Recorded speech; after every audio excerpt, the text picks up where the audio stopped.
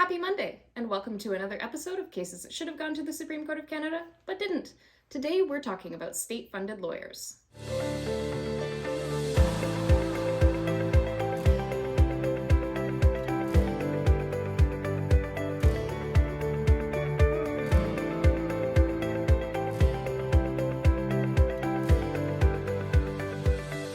Cases that should have gone to the Supreme Court of Canada, but didn't. In New Brunswick, a woman who was the victim of domestic abuse applied to the court to have state-funded counsel, essentially the government paying for her lawyer in a child protection hearing. She wanted to get access to her children again and to have her children be in her custody, but the government was attempting to take the children from the home for a variety of reasons. The woman applied to court arguing that she was entitled to state-funded counsel by virtue of Section 7 of the Charter, that her right to life, liberty, and security of the person included not only her right to be with her children, but also her right to have assistance in retaining counsel because the domestic abuse that she had been the victim of prevented her from accessing that counsel, prevented her from working and earning an income and having money to pay for a lawyer to protect her interests. The court agreed initially and granted her state-funded counsel, but the government appealed, and on appeal that decision was overturned. The matter went to the Supreme Court of Canada, and leave to appeal was dismissed. This case obviously raises important issues. There's a significant power imbalance anytime the state is attempting to remove a child from the home or attempting to place a child into state-run care.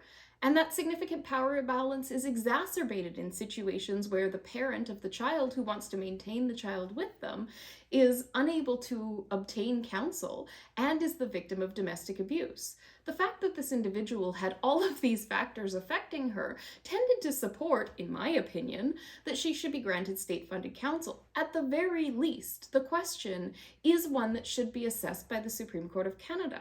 Our understanding of Section 7 usually relates to applications for state-funded counsel on appeals or on criminal trials, where obviously there are issues that engage your right to life, liberty, and security of the person because you're facing a jail sentence. But just because you're not facing a jail sentence doesn't mean that your security of the person, your life, and your liberty are not threatened by actions that the state is taking, even when those actions that threaten your life, liberty, or security of the person aren't directly caused by the state. If the state essentially facilitates the byproduct of domestic assault, the state becomes complicit in that domestic assault. And so wouldn't it be incumbent then on the state to provide state-funded counsel for individuals who are ultimately trying to deal with issues that arise as a result of the abuse that they've experienced? If we really want as a society to do more to protect survivors of intimate partner violence and to prevent these issues from occurring, doesn't it make sense to put our money where our mouths are and pay for these people to have access to counsel? And ultimately, isn't providing counsel for people and ensuring that more people in the justice system have lawyers better overall, in the sense that the more lawyers that you have and the more state-funded counsel that's available, the more likely it is that proceedings are going to be efficient, are going to be managed, that agreeable resolutions are going to be reached, and that the state is not going to have too much power over an individual who's unfamiliar with the legal system. To me, this just seems like the perfect case for the Supreme Court of Canada to address this myriad of issues and to correct a harm that was done to somebody perpetuated by actions undertaken by the state.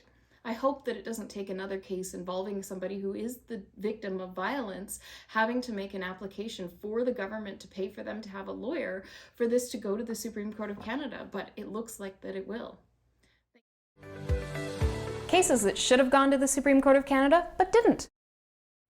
Thank you for tuning in to another episode of Cases that should have gone to the Supreme Court of Canada, but didn't. I'm Kyla Lee at Acumen Law. Thank you to Brazen Bull Creative for putting together these videos. Please like, subscribe, and share with your friends.